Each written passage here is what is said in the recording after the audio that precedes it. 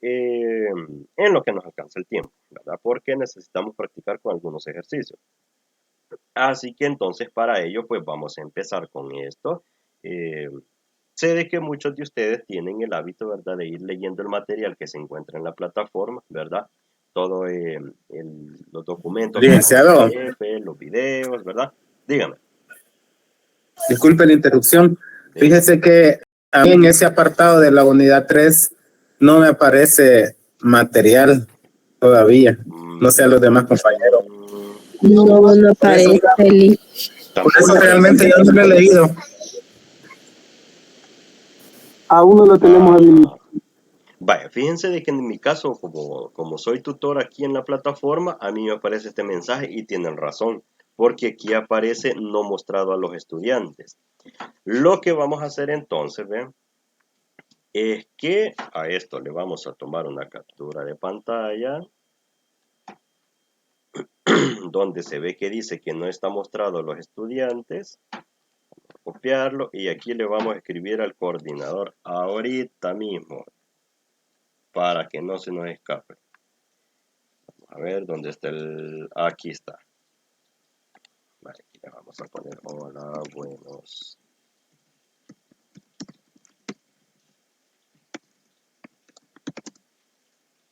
Maestro Kevin. Comentarle que me reportan los estudiantes que no pueden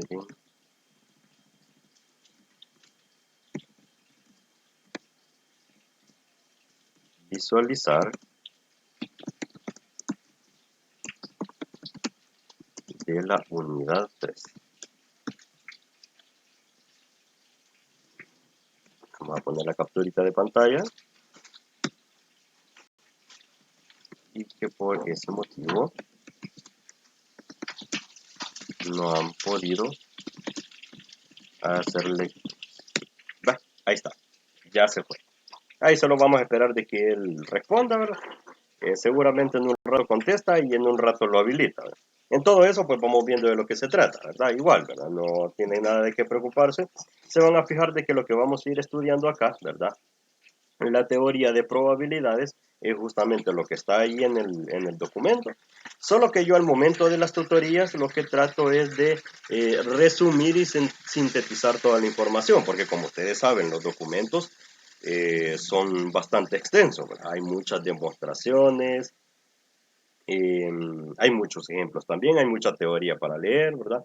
Pero tras todo eso siempre es bueno dar un repaso así muy fresco, muy light, muy al punto, ¿verdad? De qué se trata cada uno de los teoremas y de qué se trata cada una de la información e ir al punto de una sola vez, ¿verdad? A resolver los ejercicios, los tipos de ejercicios que se necesita comprender para las evaluaciones, ¿verdad? Así que entonces esto es como el resumen de todo lo que van a ver próximamente ahí en la plataforma. Y pues ya cuando vayan ustedes a hacer la lectura detallada, pues ya lo van a poder comprender mejor. Así que entonces no se preocupen por eso, ¿verdad? Bueno, comencemos entonces. Solo voy a apagar acá la cámara porque si no me exige demasiado internet, ¿verdad? La plataforma, así para que no se vaya a quedar congelada la imagen. Bueno, veamos entonces. Vamos a repasar estos conceptos que van a ver ahí en la plataforma, como les digo, que son conceptos de probabilidad.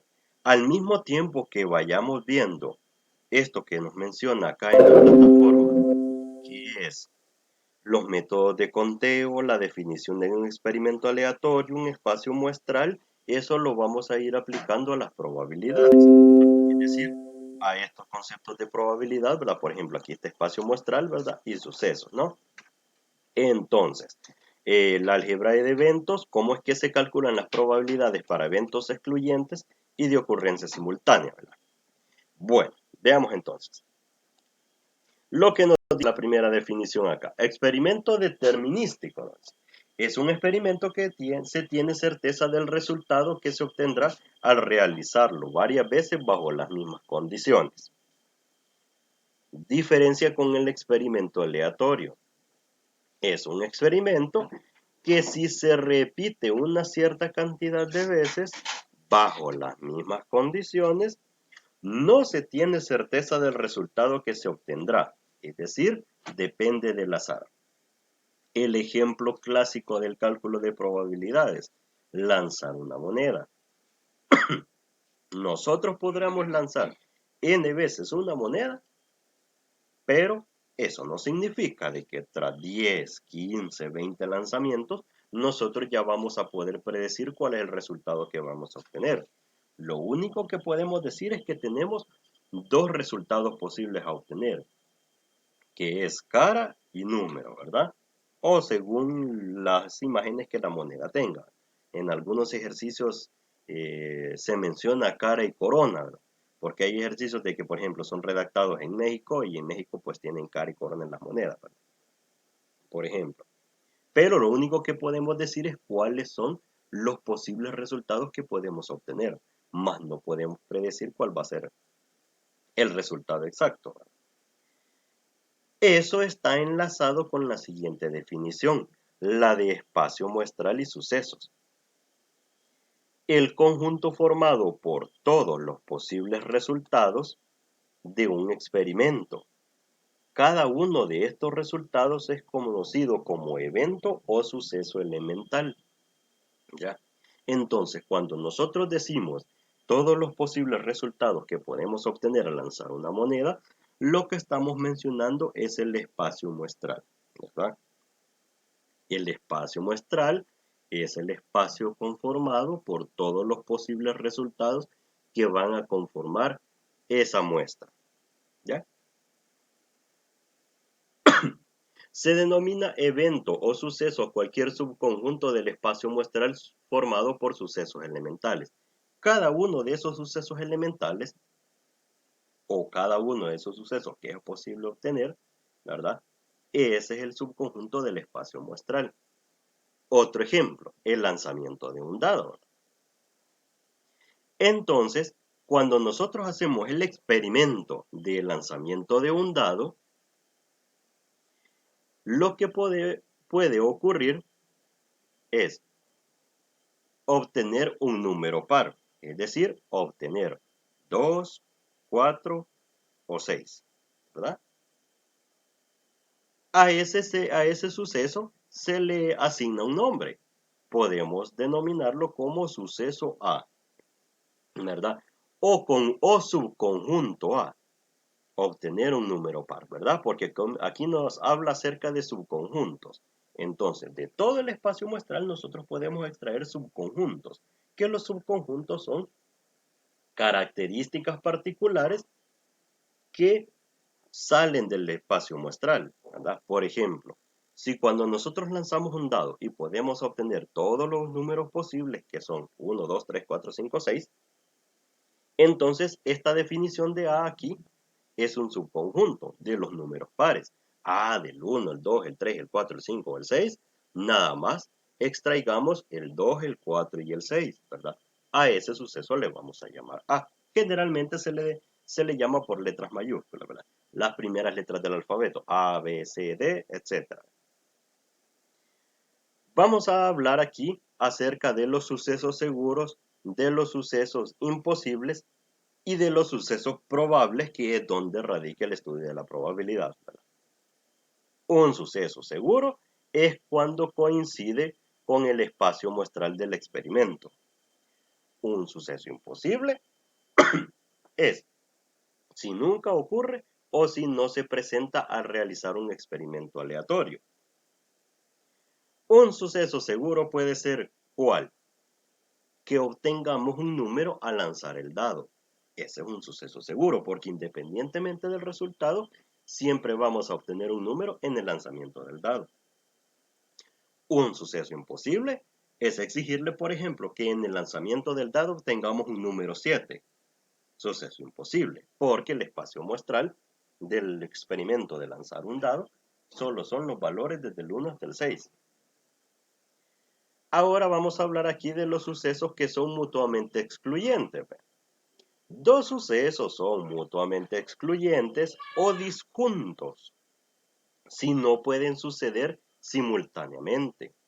Es decir, si y solo si su intersección es vacía, ¿verdad? Y en esto de intersección hay algo más adelantito que vamos a estudiar que se llama álgebra de conjuntos.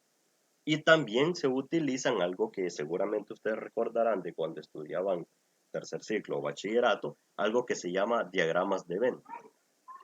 Eso lo vamos a ver ahora. La cantidad de elementos que componen un suceso A se denomina cardinalidad de A y se denota por el simbolito de numeral y A, ¿verdad? Es decir, cuando usted le pregunta cuántos elementos tiene el suceso A, eso se denomina cardinalidad. Por ejemplo, ¿cuál es la cardinalidad de este suceso A? Donde nos dice que es obtener un número par. La cardinalidad es 3. ¿Por qué? Porque tiene 3 elementos, el 2, el 4 y el 6. Esa es su cardinalidad. Análogamente se denota como hashtag omega, ¿verdad? O numeral omega, la cantidad de resultados posibles de un experimento aleatorio. Es decir, de que en algunas literaturas, para denominar la cantidad de resultados posibles, es decir, la cantidad de resultados que todo el espacio muestral tiene, se denota de esta forma también, ¿verdad? Por si ustedes consultan otros libros, ¿verdad? Además del material que está en la plataforma, si ustedes se encuentran con esta notación, indica eso justamente, ¿verdad? Que es la cantidad de resultados posibles en un experimento aleatorio. Ok. Veamos entonces algunos pequeñitos ejercicios para irnos introduciendo a esta teoría. Nos dice un ejercicio, por ejemplo, nos puede decir, determine el espacio muestral y su cardinalidad de lanzar un dado, lanzar 2 monedas, lanzar una moneda y un dado a la vez. Lanzar un dado octaédrico numerado, ¿verdad? Es decir, una figurita como dado, ¿verdad? No es un dado porque no tiene forma de cubo, sino que octaédrico se refiere a que tiene 8 lados. Entonces tiene 8 valores. Entonces, acerca de la probabilidad, se denota probabilidad de un suceso A, por ejemplo, el suceso anterior de obtener un número par, ¿verdad? Como la letra mayúscula P y entre paréntesis la letra A. Con eso estamos diciendo lo que vamos a calcular es la probabilidad del suceso A. Si nos queremos referir al ejemplo anterior de obtener un número par, entonces se refiere a cuál es la probabilidad de, al lanzar un dado de 6 lados, obtener un número par, ¿verdad? ¿Cuál es la probabilidad de que cuando yo lance ese dado obtenga un 2, un 4 o un 6? ¿Ya? Entonces, nos dice, ¿ve? Para determinar esta probabilidad tenemos varios enfoques. La interpretación frecuentista y la interpretación clásica. Se parecen, fíjese, se parecen. Nada más es una cuestión de notación. Y es la siguiente. La interpretación frecuentista, por ejemplo. En un experimento aleatorio, la frecuencia relativa asociada al suceso A, denotada por F sub R A, corresponde a la razón entre la frecuencia absoluta y la cantidad de veces que se realiza el experimento. O sea, F sub R de A va a ser igual a la cantidad de veces que ocurre A entre, ¿verdad? Dividido la cantidad de veces que se realiza el experimento. De forma resumida, es escribir F de A dividido entre N. Una forma de calcular la probabilidad de un suceso es analizar la tendencia de la frecuencia relativa al repetir un experimento infinitas veces. Y esto fíjense que tiene relación con lo que acabamos de estar estudiando en las 3 tutorías anteriores. Por ejemplo, cuando se menciona la frecuencia relativa, ¿qué es lo que nosotros hacíamos en las tablas para calcular las frecuencias relativas?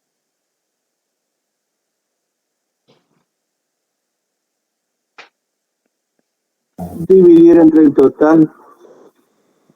Dividir entre el total. ¿Y qué dividíamos entre el total? La cantidad de veces que aparecía o que la frecuencia con la que aparecían los datos. La frecuencia con que aparecían, ¿verdad?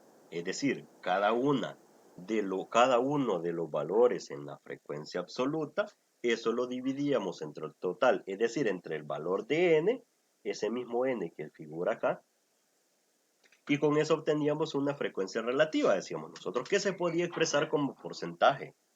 Entonces, si esto lo trasladamos a la teoría de probabilidades, por ejemplo, cuando estábamos viendo el caso, ¿se acuerdan?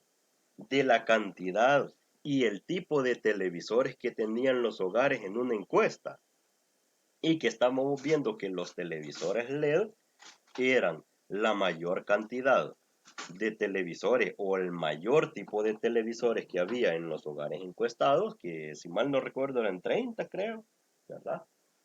Esa era la frecuencia mayor. Entonces, si eso lo trasladamos a la teoría de probabilidades, lo que ese dato nos está diciendo es, ok, cuando yo vaya a una comunidad de X, existe una probabilidad bastante alta de que el tipo de televisor que tengan en ese hogar sea de tipo LED, ¿verdad? A eso se asocia. O sea, de que cuando nosotros estábamos calculando las frecuencias relativas en las tablas, al mismo tiempo lo que estábamos calculando eran probabilidades. Probabilidades de ocurrencia de sucesos. Para el ejemplo que veíamos la vez pasada, la probabilidad de ocurrencia de tener televisores LED o televisores LCD, ¿verdad? O cualquier otro tipo de televisores en los hogares, ¿verdad? ¿Qué es lo más probable de encontrar? Y para eso se necesita hacer un experimento, ¿no? Para calcular esas probabilidades. ¿Cuál era el experimento? Preguntarle a la población, ¿verdad? En sus hogares qué tipo de televisor tenían. ¿Estamos? ¿Se comprende cómo está asociada una cosa con la otra? Sí, Ok, gracias. Muy bien. Entonces, la interpretación clásica, como ustedes pueden ver acá, se parece mucho, ¿no? Dos sucesos son equiprobables si tienen la misma probabilidad de ocurrencia, ¿ya? Por ejemplo, que la frecuencia absoluta y la relativa de los televisores LED y LCD hubiera sido la misma, es decir, que el mismo porcentaje de hogares tuvieran televisores LED o que tuvieran televisores LCD, ¿verdad? Se dice entonces que estos son sucesos equiprobables, ¿ya? Por ejemplo, al lanzar una moneda equilibrada, que salga sello tiene la misma probabilidad de que salga cara. ¿Por qué? Porque ahí tenemos solo dos sucesos posibles y cada uno de ellos tiene igual probabilidad de ocurrir, ¿ya? Entonces, ¿qué es lo que se hace? Igual, ¿verdad? Es un cociente. La cantidad de casos favorables entre la cantidad de casos posibles. Y apréndanse, fíjense, esta formulita porque esta formulita es como el punto de partida, o más bien dicho, es como la punta de lanza del cálculo de probabilidades. Este razonamiento acerca del cálculo de probabilidad es el que deben aprenderse, pero estar ahí en la punta de la lengua todo el tiempo, ¿verdad? Para calcular una probabilidad se hace la cantidad de casos favorables entre la cantidad de casos posibles. Por ejemplo, el lanzamiento de una moneda. Cantidad de casos favorables. Si yo quiero obtener la probabilidad de obtener cara al lanzar la moneda, ¿cuáles son los casos favorables? Lo que a mí me interesa calcular, ¿verdad? ¿Cuántas veces puedo obtener cara o cuántos elementos en el espacio muestral tengo como cara? Uno, ¿verdad? Dividido entre la cantidad de casos posibles. ¿Cuáles son los casos posibles? Los casos posibles los que yo puedo obtener al momento de hacer el experimento. ¿Qué es lo que puedo obtener? Puedo obtener cara y puedo obtener sello, como dice acá, ¿verdad? O número. Entonces son dos. Entonces, la cantidad de casos favorables, que es 1 dividido entre 2. 1 entre 2 es 0.5. Si ese 0.5 lo multiplicamos por 100, es el 50%. O sea, de que la probabilidad de que yo obtenga cara al lanzar la moneda es del 50%. Y el otro 50% es el de obtener números, ¿ya? Acuérdense de algo también. Las probabilidades, ¿verdad? Siempre son valores que están entre 0 y 1. Al mismo tiempo que como cuando estudiábamos las tablas, y voy a abrir ese archivo otra vez, ¿verdad? Para que lo tengamos bien presente. Acá, miren. En esta parte. Vamos a ocultar esto para no perder la idea.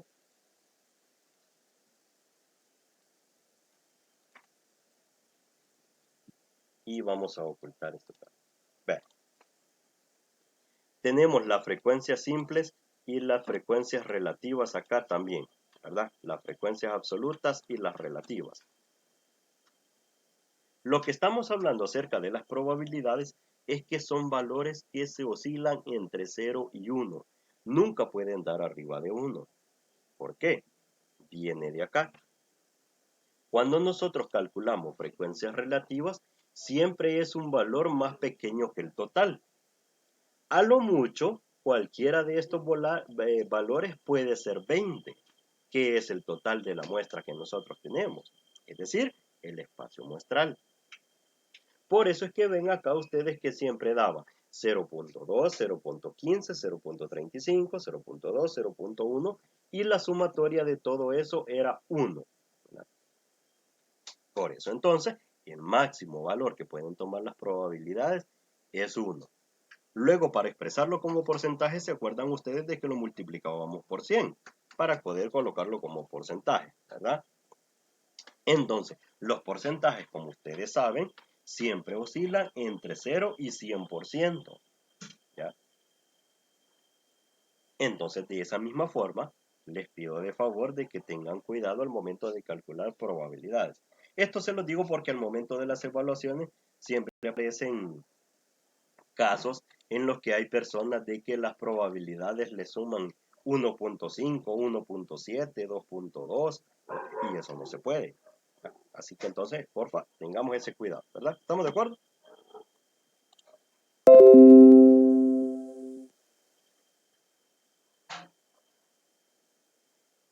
Bueno, ojalá que sí. Veamos entonces un ejemplo ya.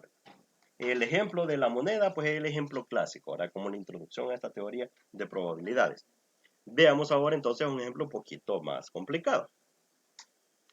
Se tienen 20 tarjetas numeradas correlativamente del 1 al 20. O sea, 1, 2, 3, 4, 5, 6, 7, 8, 9, 10, 11, 12, hasta llegar al 20, ¿verdad? Sí, no falta ningún número. En una bolsa no transparente, o sea que no podemos ver cómo es que están revueltas ahí. Si se extrae una tarjeta, ¿cuál es la probabilidad de extraer un número par? Segunda pregunta.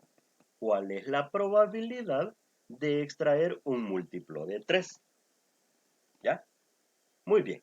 Veamos entonces la solución de este ejercicio. ¿Cuál es el espacio muestral? Siempre a la hora de escribir el espacio muestral debemos escribir cada uno de los elementos de ese espacio separados por una coma y encerrados entre llaves. Así de esta forma. ¿eh? Entonces,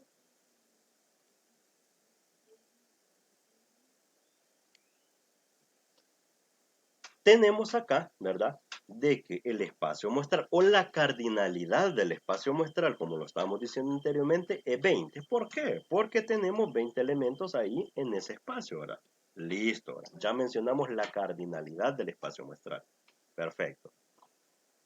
Ahora, tenemos que identificar cuáles son los casos favorables. Para el ejemplo de la moneda, decíamos que el caso favorable era obtener cara, ¿verdad?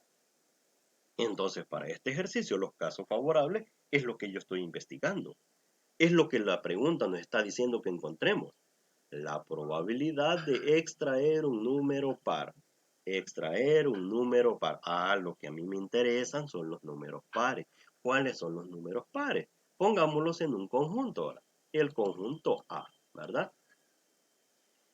Coloquémoslos ahí entonces, así como colocamos el espacio muestral. Entonces el 2, el 4, el 6, el 8, el 10, el 12, el 14, el 16, 18, el 20, ¿verdad? ¿Cuál es la cardinalidad de A? 10. Hay 10 elementos que son pares que han sido sacados del espacio muestral. Listo, ¿verdad? Esos son mis casos favorables, de lo que a mí me interesa calcular la probabilidad. Entonces, ¿qué es lo que nos dice la teoría de probabilidad anteriormente? Tanto la interpretación frecuentista como la interpretación clásica, que yo debo dividir la cantidad de casos favorables entre la cantidad de casos posibles. Casos favorables míos, ¿cuáles son? Los de A, que son 10, ¿verdad? Cantidad de casos posibles, son todos los que conforman el espacio muestral. 10 entre 20 queda el cociente entonces. Y 10 entre 20 es igual a un medio. O sea que esto es igual a 0.5. ¿Verdad? O sea, dicho de otro modo, esto es, ¿verdad? El 50% de probabilidad. ¿Ya? ¿Qué significa? Que la probabilidad de extraer un número par de esas 20 tarjetas numeradas es del 50%. ¿Verdad? ¿Sí se comprende? ¿O hay alguna duda en este punto? Sí, está elemental. Sí se entiende, Lick. Perfecto. Vamos con... Diga, Bernabé. ¿Cuál es la forma correcta de dejarlo denotado? ¿En decimal o en el porcentaje? Fíjese de que comúnmente en decimales, ¿verdad? Ah, bueno. A menos de que lo pida el ejercicio colocarlo como porcentaje, pues simplemente lo multiplicamos por 100 y asunto arreglado. Bueno, gracias. ¿Okay? Ahora vamos con el literal B. ¿Cuál es la probabilidad de extraer un múltiplo de 3? Vaya. Vámonos entonces a los casos favorables. Identificar entonces del espacio muestral quiénes son múltiplos de 3 en todo este listado, ¿verdad? Y a ese le vamos a llamar B a ese suceso, que es entonces el 3, el 6, el 9, el 12, el 15, el 18 y hasta ahí, ¿verdad? Porque el 19 y el 20, que es el límite del espacio muestral, ya no aplican, ¿ya? Así que entonces ahí se queda la cosa, ¿verdad?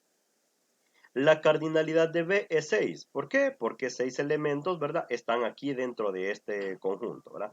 1, 2, 3, 4, 5, 6, ¿verdad? Nuevamente, para el cálculo de la probabilidad, hay que hacer cantidad de casos favorables, es decir, la cantidad de conjuntos, la cantidad de elementos que están en el conjunto B, dividido entre el total, ¿verdad? Es decir, dividido siempre entre el espacio muestral, 6 entre 20. 6 entre 20, eso más simplificado, pues es 3 décimos, ¿verdad? Si nosotros lo queremos escribir en notación, ¿verdad? O en forma de punto decimal, ¿verdad? Esto de 3 entre 10 es 0.3, 0.3. ¿verdad? 0.3. Ahí está. Bien. Y si eso lo multiplicamos, ¿verdad? Para expresarlo como porcentaje, esto nada más hay que multiplicarlo por 100. O sea, de que esto es un 30%. ¿Cuál es la probabilidad de obtener un múltiplo de 3? 30% la probabilidad, ¿verdad? Ahí tenemos. Bien, sigamos entonces. Veamos. El siguiente ejemplo tiene una tablita similar a las que ya aprendimos a construir. ¿Ve? Nos dice, se encuestaron a alumnos de enseñanza media de un colegio particular sobre las preferencias de los deportes que practican, entregándose las respuestas en la siguiente tabla. Bien, ¿qué tipo de variable es esta?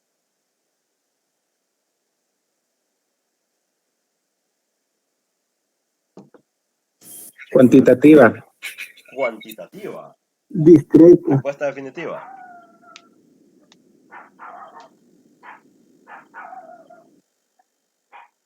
Cuantitativa discreta, porque es el número de deportes que practican. No practican a media uno, no. Ajá. ¿Ok? ¿Alguna otra respuesta? ¿Alguien más que esté de acuerdo o que no esté de acuerdo con las dos respuestas anteriores?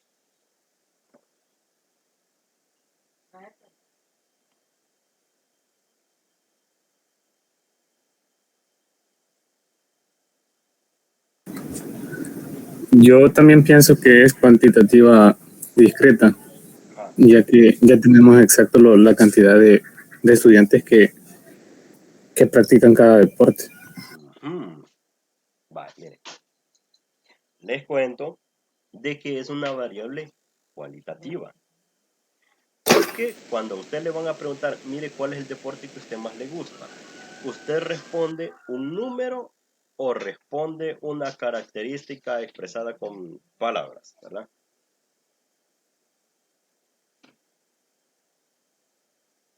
Por ejemplo, si usted le preguntan, ¿cuál es el deporte que a usted más le gusta? Usted respondería 5.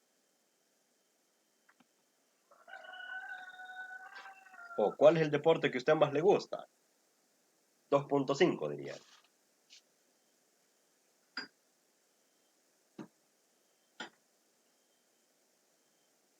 O sea, al Sí, tiene decidir razón. Sería sobre cualitativa por el hecho de contestar sobre una... es una lo que le gusta, cualitativa. al decidir sobre un deporte es cualitativa, pero no le hemos asignado, digamos, no está hablando de la cantidad de deportes. Ajá, sí es cierto. Es que esa es la segunda etapa, la etapa estadística cuando ya se clasifiquen valores, ¿verdad? Pero nos podemos guiar por la respuesta que los estudiantes van a decir, ¿verdad? Cuando les pregunten cuál es el deporte que más les gusta, muchos van a decir fútbol, otros van a decir tenis, otros van a decir voleibol, ¿verdad? Y así va la cosa.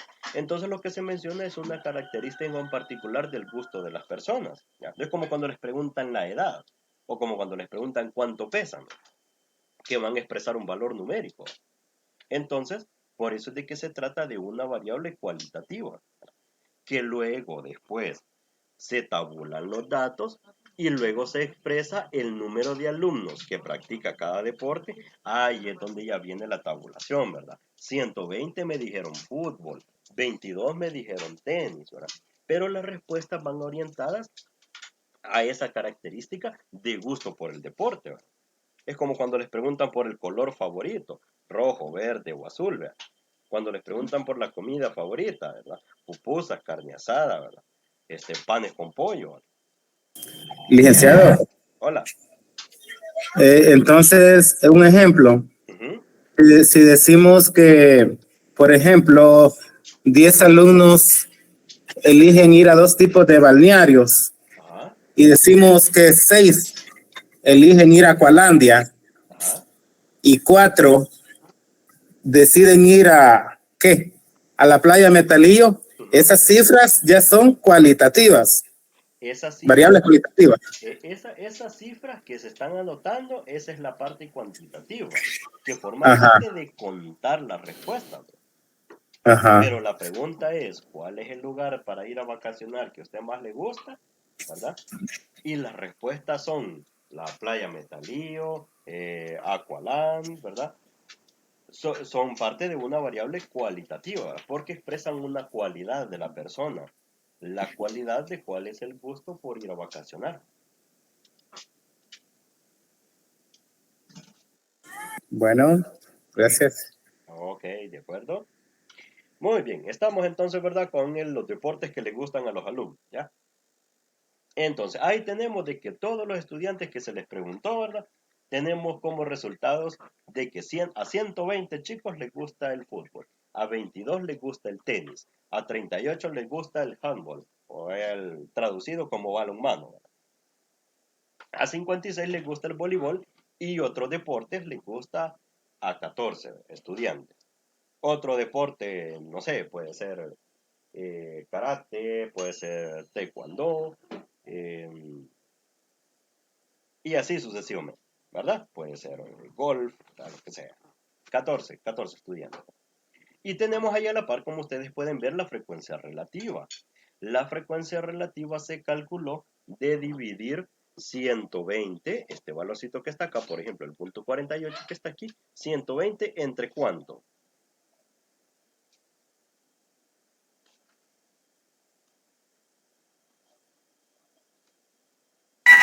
Entre 250. 250. ¿Y de dónde sale ese 250? De la De la cantidad cantidad de estudiantes. De la cantidad de estudiantes, ¿verdad? Ok, o sea de que ese valorcito es un valor de n que está aquí, ¿verdad? O que debería estar aquí al final de la tabla. 250 estudiantes, ¿verdad? 120 entre 250, punto 48. 22 entre 250, punto 088. 38 entre 250, 0.152, ¿verdad? Y así sucesivamente. Ahora, la que ustedes ya conocen, cómo se calculan las frecuencias relativas. Dice entonces el literal A, si se escoge un alumno al azar, determine la probabilidad de que practique tenis. Vale. Así, usando la tablita sin mayor cálculo. La frecuencia relativa. ¿Cuál es, perdón? El 0.088 es la frecuencia relativa porque ya está dividido entre el total. Ah, esta es la respuesta del literal A, ¿verdad? Ya está solo de ir a ver a la tabla. O sea, de que si esto lo expresamos como porcentaje, es el 8.8%. Ahí está, ¿verdad? Así de fácil. Que no juegue tenis, al 1 le quitamos eso. Exactamente, es decir, la probabilidad del complemento. ¿Vea? Y eso es lo que dice el literal B. ¿Cuál es la probabilidad de que un alumno no juegue tenis? Entonces, de los 250 estudiantes que tenemos, significa de que tenemos que encontrar la probabilidad de que jueguen o fútbol, o handball, o voleibol, otros deportes, de entre todos esos 250. Podríamos hacer dos cosas, ¿verdad? Podríamos sumar el 120 más el 38 más el 56 más el 14 y dividirlo entre 250, ¿verdad? Interpretación, vamos a ponerle aquí interpretación 1, le vamos a poner. Interpretación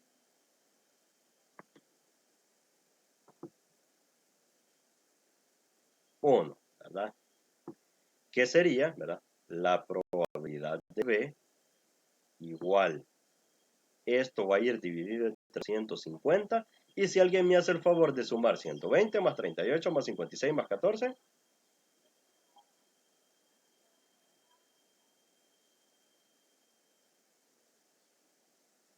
228. 228. 228. Vaya, muchas gracias. 228 entre 250. ¿Cuánto resulta eso? 0.91. 0.91. Gracias. Muy bien. Aquí a la par le vamos a poner interpretación 2. ¿Qué es lo que decía el compañero, verdad? Como es la probabilidad que no juegue tenis, es decir, que juegue cualquier otro deporte, ¿verdad? Incluyendo el otro de acá, simplemente es de que a 1, que es la probabilidad total, ¿verdad? Por eso les decía hace rato de que las probabilidades no se pueden pasar de 1, ni pueden ser valores negativos tampoco. 1 menos 0.088. ¿A cuánto es igual a eso? Si quieren corroborar, ¿verdad? En la calculadora. ¿Cuánto es 1 menos 0.088?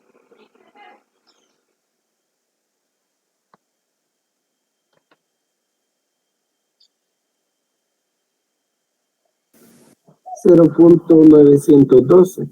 0.952. ¿Así? No, 912. 912. Ay, creo que quiero ver si se puede borrar acá. Ah, sí, se puede.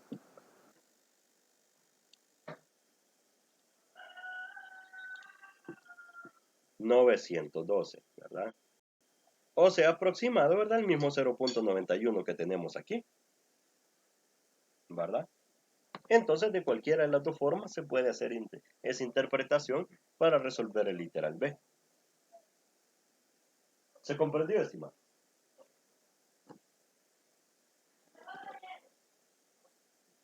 Ok, José Neftalí, muy bien. Sí, se entiende. Sí, se entiende. Ay, perfecto, muy bien, eso me llega. Bien, sigamos pues, sigamos entonces. Bye. Hasta este punto ya vimos un ejemplo súper básico como el lanzamiento de una moneda. Ya vimos una probabilidad en la que tenemos 20 elementos en una bolsa, ¿verdad? Eso de las 20 tarjetitas. Y resolver ciertas probabilidades bajo algunas condiciones. De que sea número par, de que sea múltiplo de 3, ¿verdad? Nos vamos a ir un poquito a la teoría otra vez, porque lo que vamos a estudiar en este momento son las propiedades de las probabilidades, ¿verdad? Y para eso es necesario comprender algunos conceptos básicos. Por ejemplo, conjunto es una colección de elementos. Se denotan con letras mayúsculas, como A, B, así como ustedes ya lo vieron. Es el conjunto formado por todos los elementos, ¿verdad? El conjunto formado por todos los elementos, en probabilidad, el universo es el espacio muestral, ¿ya? La cardinalidad de un conjunto, ya la estudiamos, es la cantidad de elementos que se tiene y se denota por el simbolito de numeral y la letra que pertenezca a ese conjunto, ya sea A, ya sea B, etc. Aquí viene la definición del complemento de A, que eso ya lo hicimos acá, miren, en la solución de este literal B. El complemento de A es el conjunto formado por los elementos que no pertenecen a A. Por ejemplo, para este caso que estábamos resolviendo, el complemento del conjunto A son todos entonces los alumnos que no juegan tenis, es decir, todo lo contrario a tenis, ¿ya? En forma gráfica y en cuestión de diagramas de Venn lo obtenemos de esta forma. Supongamos de que el universo son todos los números naturales desde el 1 hasta el 9 y que el conjunto A está determinado por los números impares, es decir, el 1, el 3, el 5, el 7 y el 9. Significa entonces de que el complemento de A, es decir, todo lo contrario a A, son los números 2, 4, 6, 8, y que siempre pertenecen al universo. Siempre hay que tener en cuenta de que del universo no nos vayamos a salir. Por ejemplo, que venga alguien y que diga, entonces como A son los impares, entonces en el complemento de A voy a colocar los pares. Y venga alguien y ponga 2, 4, 6, 8, 10. Uy, pero cuidado, ¿verdad? El 10 no está dentro del universo. Así que entonces el 10 no se puede colocar. Sí es par, pero no se puede colocar, ¿verdad? Siempre hay que respetar todos los elementos que están en el universo, ¿verdad? Muy bien. Otra forma de ver el complemento de A y en diagramas de Venn, como lo estábamos diciendo, son todos los elementos que no están en A. Es decir, pueden estar en el universo, pueden estar en cualquier otro conjunto, pero no estar en A. Por eso es que vemos acá en diagramas de Venn que A está vacío. Vamos a ver otra definición que es muy importante, que es la unión de conjuntos y la intersección de conjuntos. Supongamos de que en este caso de la unión de conjuntos tenemos dos conjuntos A y B, entonces la unión de ellos corresponde a los conjuntos formados por los elementos que pertenecen a A o los elementos que pertenecen a B. Ojo con esta simple letra, es muy importante en esta definición de conjuntos. Los elementos que pertenecen a A o los elementos que pertenecen a B. En forma de diagramas de Venn, la unión se denota por esta U bien grandota, ¿verdad? Que pareciera una U mayúscula, ¿verdad? Esta es la forma de denotar a la unión, y en diagramas de Venn son todos los elementos que estén en A y todos los elementos que estén en B, ¿verdad? No importando si hay elementos que están en los dos conjuntos, ¿verdad? Se ponen todos en un solo huacal. La intersección de los conjuntos A y B, ahí viene una diferencia importante. Corresponden a los elementos que están simultáneamente, dice, en A y en B. En A y en B. Fíjense bien cómo es que radica la diferencia con una sola letra acá. En la unión nos decía que son los elementos que pertenecen a A, que pertenecen a A, o que pertenecen a B. Y en cambio en la intersección dice que están en A y en B. Y en B. La letra I es lo que nos está condicionando. Esta letrita que está acá ahí es lo que nos está condicionando. Y que nos dice, la definición de la intersección es de que si hay elementos que están tanto en A como en B, esos son los que forman parte del conjunto. Se denota por ese símbolo como que fuera una U mayúscula, pero al revés, ¿verdad? Y en forma de diagramas de Venn se sombrea la región de la intersección. Esa región que comparte una parte del conjunto A y una parte del conjunto B. Es decir, los elementos que están en uno y en otro. Muy bien. Siguiente definición. La diferencia entre A y B corresponde a los elementos que están en A y que no están en B. Es decir, de que cuando nosotros vamos a hacer una resta de conjuntos, significa de que, por ejemplo, si hacemos A menos B, vamos a dejar como solución todos los elementos que están en A. Pero si hay elementos de A que están en B, se los vamos a quitar. Por eso es de que esta región de la intersección no aparece sombreada, ¿verdad? Ahora veamos. La regla de la adición. Para eso vamos a plantearnos un ejemplo para poder comprender la regla de la adición. Imaginemos el experimento de lanzar un dado. El espacio muestral de ese experimento son los elementos desde el 1 hasta el 6, como ya lo habíamos hablado anteriormente. Y vamos a definir dos sucesos. El primer suceso o subconjunto A va a ser obtener un número menor que 2. Vamos a definir el conjunto B como obtener un número par.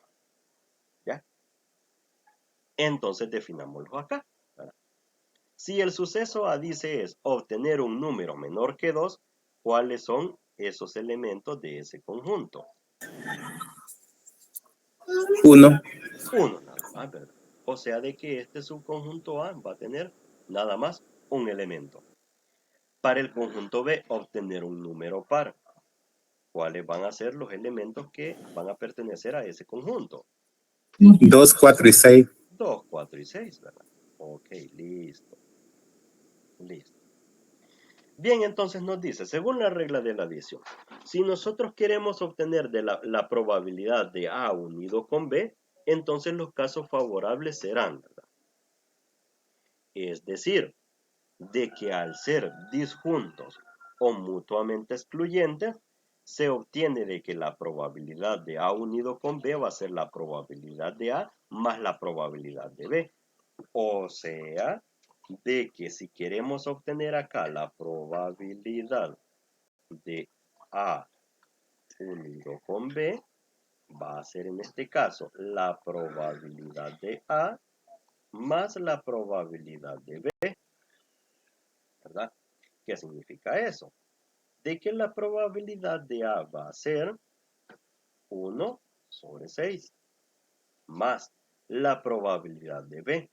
¿Y cuántos elementos tenemos en el conjunto B? Tenemos 3. 3 sobre 6. Significa que un sexto más 3 sextos, ¿cuánto es? 4 sextos. 4 sextos, vean. Y si esto lo queremos poner un poquito más simplificado, pues 2 esto es tercios. 2 tercios, ¿verdad? Y eso anda, si mal no recuerdo, como por 0.666 y así sucesivamente, ¿verdad? Ahí tenemos entonces esa probabilidad. Entonces, vean, son sucesos disjuntos o mutuamente excluyentes. Y esto, comprendamos esta definición.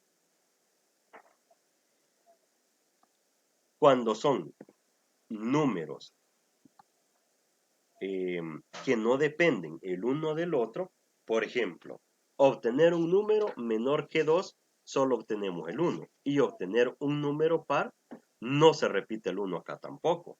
Es decir, de que los elementos de A no se repiten en B. Los elementos de B no se repiten en A.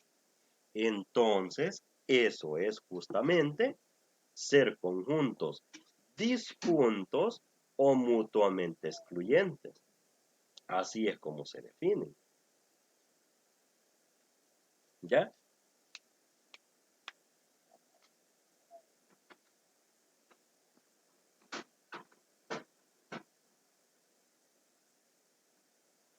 Muy bien, sigamos entonces.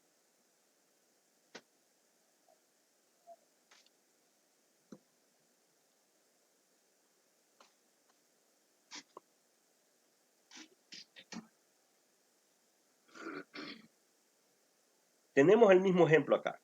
Si se fijan, el mismo espacio muestral de lanzar un dado, pero ahora una interpretación distinta. Vamos a ver ahora cómo se definen, a diferencia del ejemplo anterior, los subconjuntos A y B. Se definen dos sucesos. A es obtener un número par. Ok, pongámosle aquí A entonces. Pluma. Obtener un número par. ¿Cuáles son los elementos de este conjunto entonces? Si es obtener un número par, como ya lo habíamos dicho anteriormente, el 2, el 4 y el 6. Listo. Ahora, en el conjunto B, obtener un número primo. 3. 1, 2. 1, 2, 3 y 5. ¿El 1 es primo o no es primo?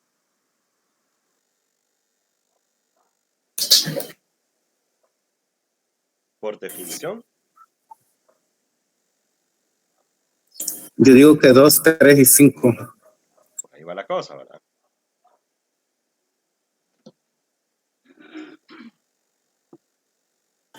Se puede dividir entre la unidad y entre ellos mismos, un número primo. Exactamente. La definición de un número primo son los primos que solo pueden dividirse entre ellos mismos y entre la unidad. Pero si se dividen entre otros, entonces, nele, ¿verdad? Ya no lo podemos colocar. Entonces va el 2, va el 3. ¿Cuál otro me dijeron? ¿El 4 puede ir acá? El 5 es. El 5. Ok. ¿El 6? ¿Será que puede ir Ya el no. 2? Ya no, No, ya no. porque 6 entre 2 es 3, así se puede dividir. O sea que ya no, terminamos. Ahora, muy bien. ¿Qué era lo que estábamos diciendo en la lámina anterior? Que eran conjuntos disjuntos o mutuamente excluyentes, no tienen elementos en común. Y aquí cuál es el problema que tenemos, que ya tenemos un elemento que tienen en común los conjuntos A y B. Entonces, ya no son conjuntos disjuntos, ¿verdad? Si ahora queremos obtener la probabilidad de A unido con B, entonces los casos favorables serán ese elemento que comparten, ¿verdad? Que tienen en común A y B. Es decir, ya no vamos a hacer la fórmula o ya no vamos a usar la fórmula de la probabilidad de A más la probabilidad de B, sino de que además de la suma de esas dos probabilidades, vamos a tener que considerar la probabilidad de la intersección. ¿Eso qué significa? Significa entonces que a la hora de hacer la sustitución acá en esta fórmula, vamos a colocar la probabilidad de A. ¿Cuántos elementos tiene A? 3, ¿verdad? Entre el total. 3 sobre 6 más la probabilidad de B, que es 3 sobre 6 también, pero le tenemos que quitar la intersección, es decir, esos elementos que tienen en común, ¿verdad? Que tienen en común A y B. Ese elemento que comparten. ¿Cuántos elementos tienen en común?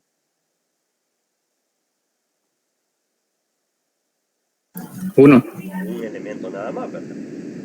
Ojo, tengan cuidado. No porque aquí diga 2 es que vamos a poner 2 entre 6, ¿verdad? Hay que tener cuidado con eso. Sino que como hay un elemento que comparten los dos conjuntos, por eso es de que vamos a colocar 1 sobre 6. ¿Ya?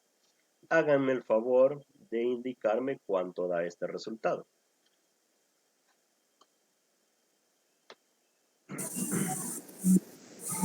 5/6. 5/6. Muchas gracias. Y si lo queremos colocar como 0 punto y fichas, ¿cuánto es?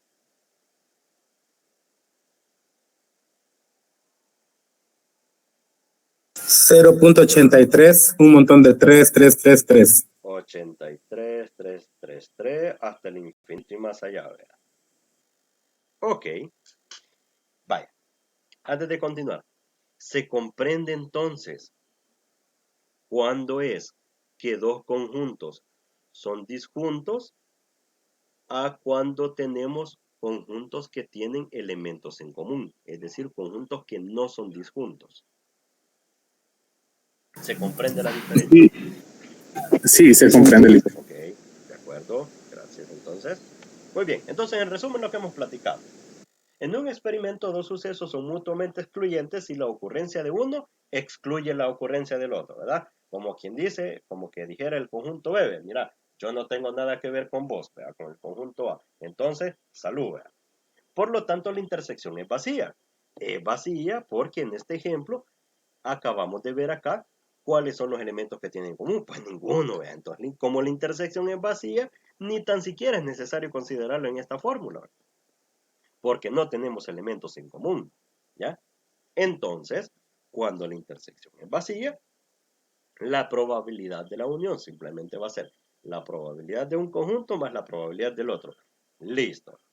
Si se tienen dos sucesos A y B cualesquiera de un espacio muestral E, la probabilidad de que ocurra A unido con B se expresa como lo mismo que está ahí arriba, la probabilidad de A más la probabilidad de B, pero hay que quitarle el pedacito de la intersección, ¿verdad? Eso es como cuando nosotros estamos contando así de a poquito, ¿verdad? Si estamos contando, por ejemplo, los elementos de un listado en particular, o sea, los listados, les pongo un ejemplo bien sencillo. El listado de alumnos de cierta materia en la universidad. Tenemos el listado, por ejemplo, de los estudiantes de probabilidad y estadística matemática, esta materia. Y podríamos mencionar el listado de los estudiantes de cualquier otra materia que sea del mismo nivel que lleven ustedes. Ustedes bien saben de que cuando se inscriben materias en la universidad, no todos los estudiantes van en todas las materias. Por ejemplo, yo me imagino que a ustedes ya lo ha ocurrido de que ustedes tienen algún compañero, pero ese compañero les dice, no, mira, esa materia X no la llevo porque no la pude inscribir, porque ya no me quedó tiempo, etcétera, ¿verdad? Entonces, al momento de hacer esas cuentas, no van a contar dos veces. Por ejemplo, imaginemos que Francisco está matriculado en dos materias, de las más comunes que llevan ustedes, ¿verdad? Pero entonces a la hora de contar cuántos estudiantes hay en total en este nivel, no van a contar dos veces a Francisco, ¿verdad? Sino que a Francisco hay que contarlo una sola vez. Por eso es de que esa noción básica es la que lleva a esta fórmula de la unión cuando hay que quitar la intersección, ¿verdad? Francisco es el elemento que pertenece tanto a una materia, la de probabilidad, como a la otra materia, digamos, programación, ¿verdad? Entonces hay que contarlo solo una vez, por eso es que se quita la intersección. Básicamente la intersección, al momento de colocarlo como resta, es para eso, para quitar los elementos que podríamos contar más de una vez, porque si no nos van a salir mal las cuentas. Vamos a contar dos veces a Francisco, o tres veces si lleva tres materias, cuando se trata de la misma persona. Ok, sigamos entonces. Ya vimos la regla de la adición. Vamos con la regla multiplicativa de la probabilidad y estudiemos su definición. La probabilidad de la intersección de dos eventos A y B, ¿verdad?, se denomina como probabilidad de A intersectado con B es la probabilidad de B multiplicado por la probabilidad de A dado que ha ocurrido B. Ojo con esta parte. La probabilidad de A dado B corresponde a la probabilidad del evento A dado que ya se dio la ocurrencia de B. Se conoce como probabilidad condicional. Es decir, encontrar la probabilidad del suceso A, dado de que ya ocurrió el proceso del suceso B. Entonces ahí es donde se está dando la condición, ¿ya? De que ya haya ocurrido B. Y eso lo vamos a ver con un ejemplo, ¿vean? No se preocupen. Dos eventos, vean, son independientes si la probabilidad de la intersección es igual a la probabilidad del suceso A por la probabilidad del suceso B, o en forma equivalente. Dos eventos son independientes si la realización de uno no afecta la probabilidad del otro. Es decir, de que la probabilidad del suceso A, dado que ocurra B, sea al final la misma probabilidad de que ocurra A. ¿Ya? Entonces, tengamos eso en cuenta, ¿verdad? Dos sucesos son independientes, ¿verdad? Si al momento de calcular la intersección simplemente sea el producto de las dos probabilidades, ¿verdad? Esto es lo que se conoce como la regla multiplicativa de la probabilidad y se utiliza para calcular probabilidades de eventos compuestos, es decir, la probabilidad de que suceda un evento y el otro a la vez, ¿verdad? Y para ello entonces mejor vamos a ver un ejemplo para comprenderlo todavía mucho mejor, ¿verdad? El ejemplo nos dice, se tiene una bolsa negra con 5 bolitas azules, 3 bolitas verdes y 4 rojas, ¿ya? Si extrae 2 bolas, ¿cuál es la probabilidad de extraer una bola azul y una bola verde? Ahí es donde viene la ocurrencia de sucesos al mismo tiempo. La probabilidad de extraer una bola azulita y una bola verde, ¿verdad? Entonces acá para este caso vamos a considerar dos situaciones, ¿ve? La primera situación va a ser esta que dice acá en negrita, con reposición de bolitas. Es decir, sacas una y la vuelves a poner dentro de la bolsa para la segunda extracción. ¿Ya? ¿Se comprende eso de la reposición?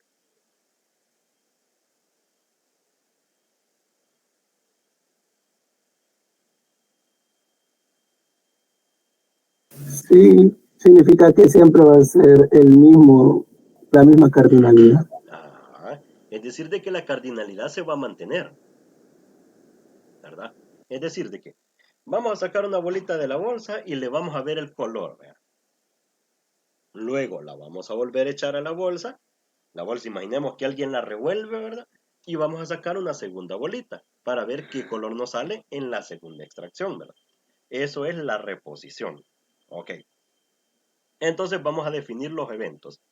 Vamos a llamarle a extraer la bolita azul, que es lo que nos interesa, que es lo que andamos buscando. Y le vamos a llamar al evento B, extraer la segunda bolita verde, porque nos está diciendo el ejercicio. ¿Cuál es la probabilidad de extraer una bolita azul y luego extraer una bolita verde? Vean este planteamiento. Al ser con reposición el evento B es totalmente independientemente del evento A.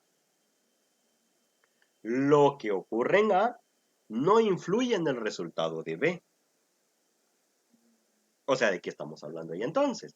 Estamos hablando de sucesos mutuamente excluyentes.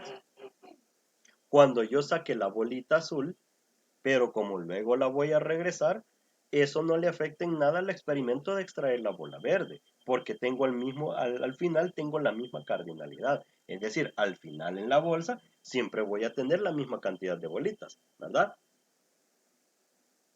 Muy bien, entonces, por lo tanto, la probabilidad de que ocurra A y B simplemente va a ser la multiplicación de las dos probabilidades. La probabilidad de A es igual a 5 casos favorables dividido en 12 bolitas en total. ¿Por qué? Porque tenemos 5 más 3 más 4, ¿verdad? 12 en total. Entonces vamos a colocar aquí, vean, 5 sobre 12. Esto es, vamos a ponerle aquí la anotación. Esta es la probabilidad de la bolita azul. Le vamos a poner en chiquito aquí, ¿verdad? Luego la probabilidad de B es igual a 3 casos favorables dividido entre 12 bolitas en total. ¿Por qué? Porque tenemos 3 La bolitas verde. verdes, nos dice. Ajá, lo que corresponde a la verde. La probabilidad de obtener una bolita verde. Entonces, 5 doceavos por 3 doceavos es igual a 5/48, ¿verdad? Eso en notación de probabilidad, o más bien en notación de punto decimal, eso obtenemos igual a 0.1042 redondeado. Ahí si ustedes están haciendo el cálculo también, me confirman que eso es Sí, sí, ¿verdad? sí, 1041, 666. Ok, y de ahí el 6 hasta el infinito y más allá, ¿verdad? Muy bien, ahí tenemos entonces la probabilidad condicionada, ¿verdad? Es decir, ocurre un evento y ocurre el otro al mismo tiempo, ¿verdad? Esto lo acabamos de ver con sucesos independientes, es decir, utilizando nada más esta fórmula de la multiplicación de las dos probabilidades, ¿verdad? Ahora vamos a ver el caso un poquito variado. Sin reposición de bolitas, es decir, se saca una bolita y no se devuelve a la bolsa para realizar la segunda extracción. Es decir, alguien viene y saca la primera bolita, ¿verdad? Y ve qué color es. Saca la segunda bolita y ve qué color es también. Pero ahí ya hay una afectación, ¿verdad? Nos dice acá la explicación, vean. Ahora no se devuelve la primera bolita extraída. Por lo tanto, lo que sucede en la primera extracción me afecta el número de casos posibles, ya que disminuye en una bolita los casos posibles para la segunda extracción. ¿Por qué? Porque ya saqué una, ¿verdad? Por eso se llama probabilidad condicional, dado que el resultado de A afecta a B. Ahí está el detalle, ¿verdad? De que el haber sacado una bolita primeramente ya me afectó el espacio muestral.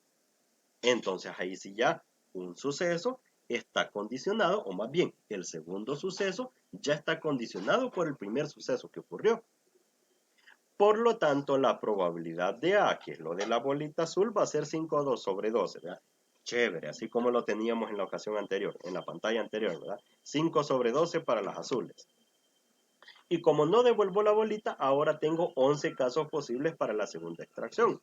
Por eso, va a ser 3 sobre 11, la probabilidad de B, dado de que ya ocurrió A, ¿verdad? Dado de que ya ocurrió, que ya saqué una bolita anteriormente, eso es 3 sobre 11.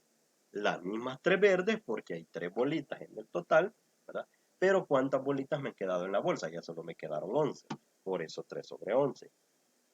Procedemos entonces a multiplicar 5 sobre 12 por 3 sobre 11. Es decir, lo que está expresado aquí es esta fórmula que estábamos hablando al principio. Esta formulita de acá, ¿verdad? O sea, que esta probabilidad corresponde a la probabilidad de A y esta otra probabilidad corresponde a esta expresión, ¿ve?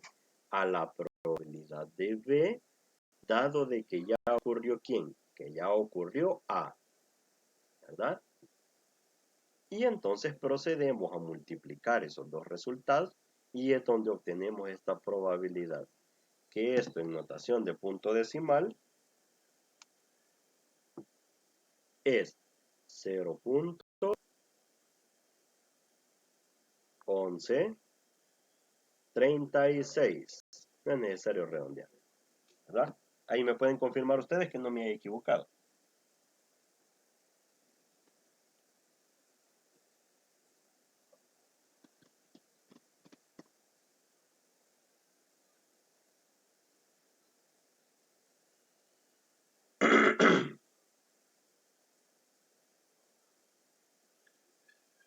Así es, Lin, así es.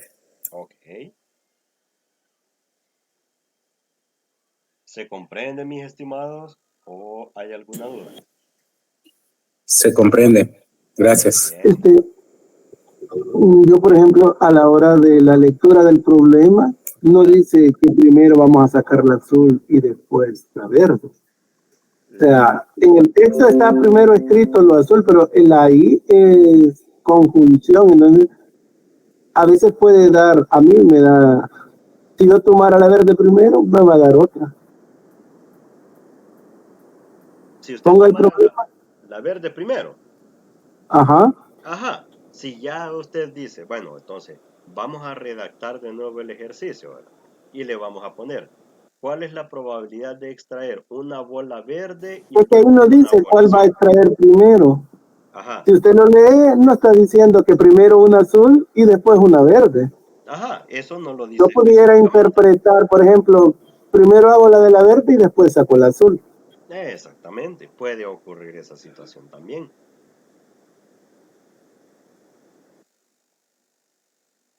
Y entonces, en base a esa situación, por ejemplo, si se va a hacer con reposición de bolitas, es decir, de que la primera bolita sacada se va a devolver, pues entonces lo que va a hacer usted acá es colocar primero 3 sobre 12 y luego 5 sobre 12.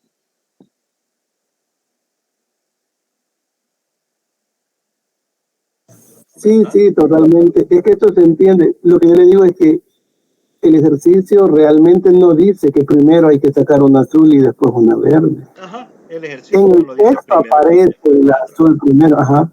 Ujú.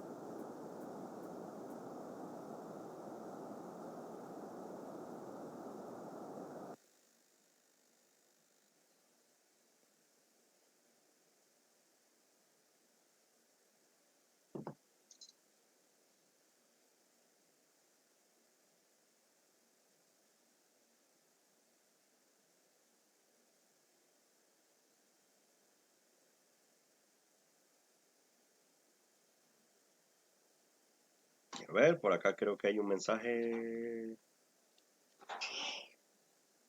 Y dice Neftalí, veamos, José Neftalí. Pero no le afecta el resultado, dice, siempre es el mismo en ambos casos. Sí, sí, realmente es el mismo en ambos casos. Por ejemplo, en este caso, en el primero, si nosotros ponemos acá 3 sobre 12 por 5 sobre 12, obtenemos el mismo resultado, ¿verdad? Porque la multiplicación es conmutativa, ¿verdad? Da lo mismo multiplicar 5 por 3 que 3 por 5. Obtenemos el mismo resultado. Pero en el otro caso cambia. En el otro caso, imaginemos que entonces nosotros primero eh, sacamos la bolita verde, como sea el caso. Entonces colocaríamos 3 sobre 12, ¿verdad? Vamos a ver aquí, le vamos a poner el segundo caso. Quiere decir de que la primera extracción, ¿verdad? Sería 3 sobre 12. Porque esto se trata de la bolita verde. Luego, ya sacamos esa verde, nos quedan 11 bolitas en la bolsa, ¿verdad? Aquí falta un numerito, esto es 12, ¿verdad? Ya me afectó la cantidad de bolitas que tengo en la bolsa, ¿verdad? Ya solo tengo 11 nada más, ¿verdad? Y el ejercicio inicialmente, ¿cuántas bolitas me está diciendo azules que tengo? 5, ¿verdad? Hágame el favor de multiplicar 3 doceavos por 5 onceavos.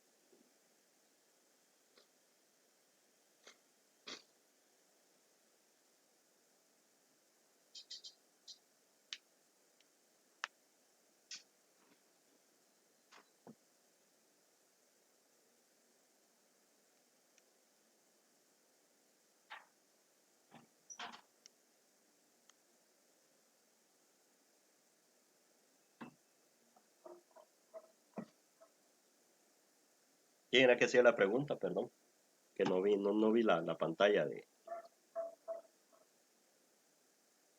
Meet. Da igual, 11:36. 0.226 le dio. Sí. Ok, entonces significa de que acá podemos colocar 1136 y justamente esto nos ha servido para demostrar justamente de que obtenemos el mismo resultado, ¿verdad?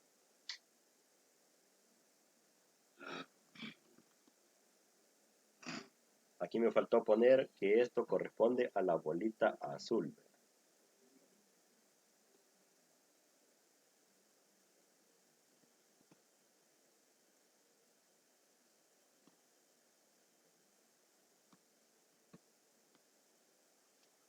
Muy bien, ¿alguna otra consulta?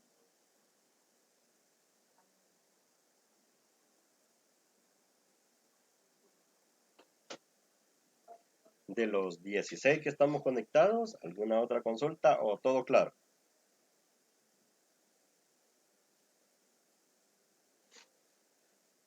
Todo claro, licenciado. Ok. José Neftalí, muy bien también. Ok, listo entonces. Vaya, practiquemos un poquito, vea. Practiquemos, vea. Y para ello nos vamos a ir a esta parte. En actividades y ejercicios, practiquemos con un pequeño ejercicio, ¿verdad? Aplicando esa misma noción. O sea que vamos a ver este. Por aquí está. Quiero ver. Este. Va. Este ejercicio que está acá, siempre de la bolita, vean. Ejercicio, ¿no? Se tienen 3 bolitas azules y 5 bolitas amarillas y 2 rojas. Se extraen 2 bolitas, vean. O sea, casi que es el mismo planteamiento del ejercicio anterior. Nos está dando la condición de que es con reposición, ¿verdad? Con reposición. Entonces determine la probabilidad de extraer una bolita azul y una amarilla, la probabilidad de extraer 2 bolitas azules y la probabilidad de extraer una bola azul y una bola roja, ¿verdad? O sea, de que esto, para ponerlo aquí aparte, vamos a ir por acá, déjenme ver.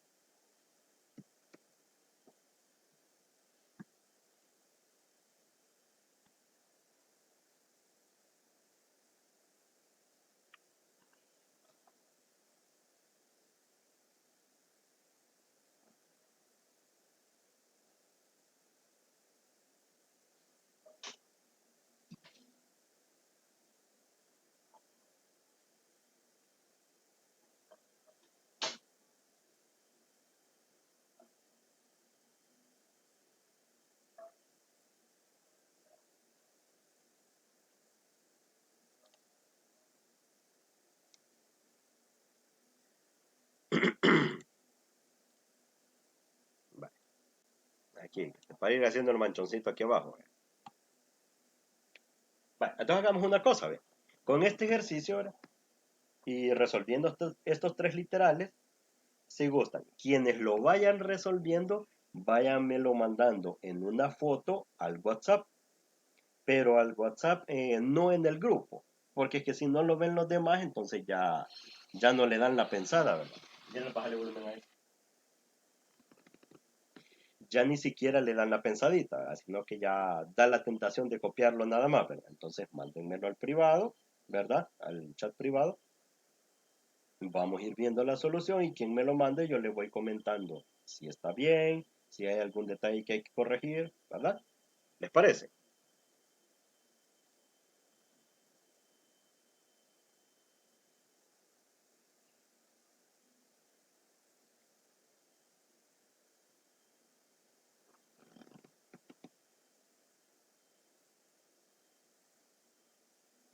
¿Ah?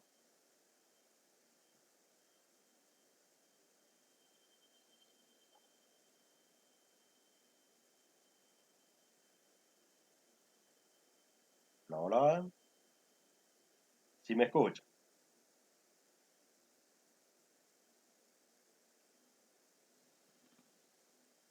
Bueno, imaginemos que sí. ¿Ve?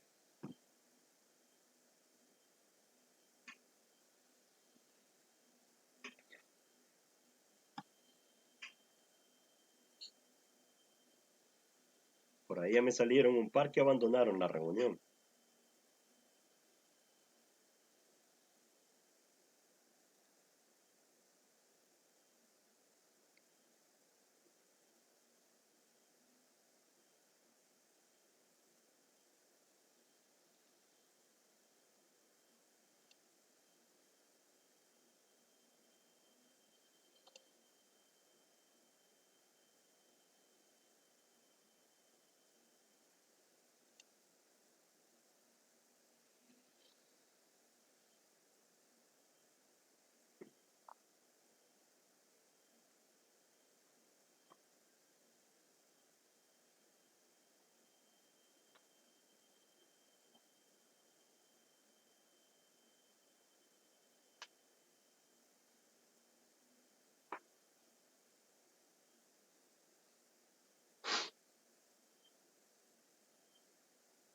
¿De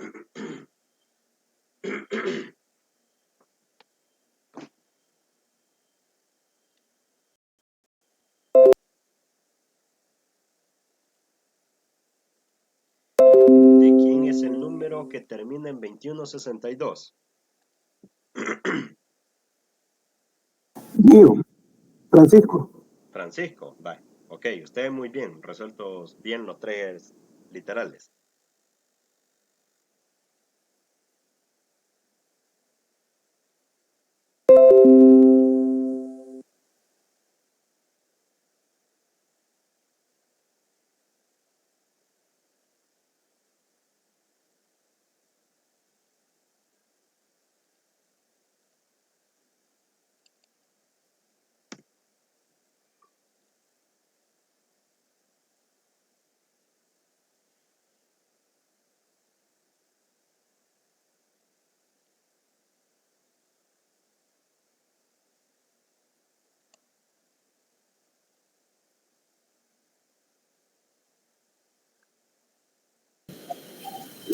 Así que entonces vayan viendo cómo se va resolviendo, ¿verdad? Si se fijan, como dice, con reposición, los denominadores no cambian. Porque la bolita, la primera bolita cuando se saca, luego se devuelve a la bolsa. ¿Ya? Entonces, por eso los denominadores en las fracciones siempre se mantienen igual. Lo que va variando es el número, son los numeritos que van en el numerador, ¿verdad? Es decir, los que van arriba. Dígame. O sea que yo le quité una bolita en el BBA. Eso fue lo que pasó, que usted la Sí. quitó, o sea, no la repuso, sino de que la sacó y se la quedó usted, ¿verdad? Y lo único que hace falta aquí es colocar esto en notación de probabilidad, ¿verdad? El 0 punto y fichitas que va dando cada multiplicación de fracciones, ¿sí? Es decir, falta colocar acá igual, igual, igual, ¿verdad? Y el 0 punto y centavos que va dando en cada una.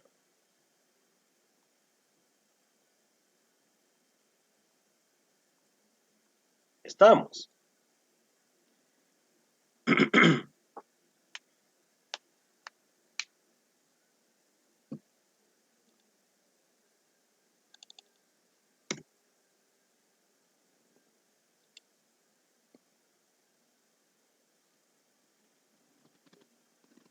Bueno, nos quedamos hasta acá entonces y muchas gracias por haberse conectado, ¿verdad? Espero de que todo lo que platicamos en esta tutoría ha sido de total entendimiento. Si no, pues pueden ver la grabación. Ya en un ratito la voy a cortar y voy a empezar a subirla a YouTube. Y siempre va a estar subido el video en la lista de reproducción que les compartí en el grupo de WhatsApp, ¿verdad? Bueno, gracias, Lick.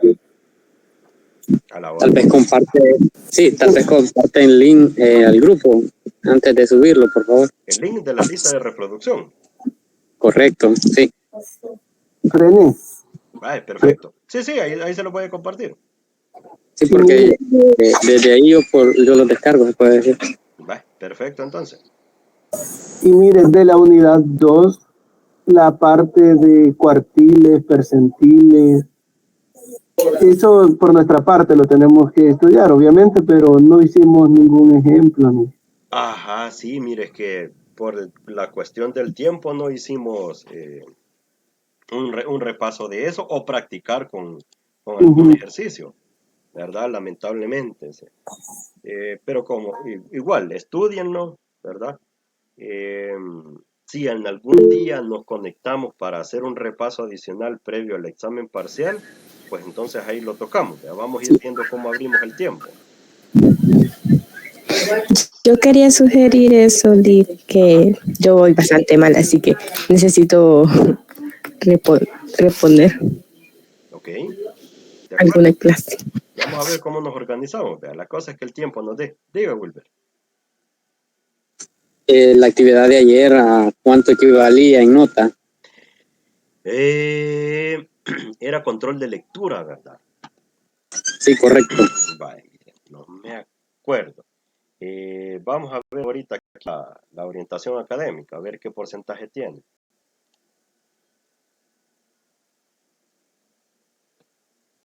Si no me equivoco, licenciado, es del 5%. 5%. Va. Pues entonces el 5% es el que tiene de ponderación esa actividad. ¿Y los laboratorios? ¿A cuánto de ponderación tenemos, Lee? También el 5%. También el 5%. Bien poquito. Fíjense que al inicio de cada materia, al inicio las ponderaciones se escuchan chiquitas, ¿verdad? Pero cuando ya es la hora de sacar el promedio, cualquier centavito ayuda para llegar al promedio mínimo para pasar la materia.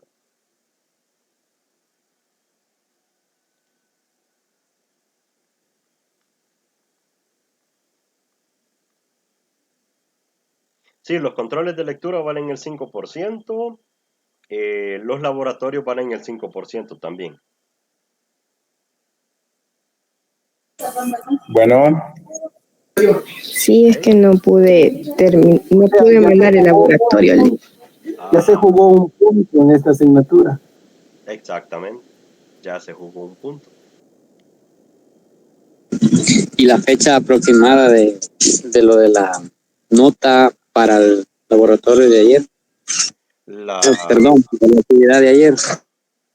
¿Cómo si la fecha? Es el corto, él se refiere cuando puede ser calificado. Pregunta. Correcto. Pero es que si no me equivoco, el control de lectura se lo califica automáticamente la plataforma. Por lo así debería de ser. Había que subir un Excel pero con una tabla de frecuencia. Bueno. Vale, entonces si es así, voy a revisar y voy a agregar ese punto adicional.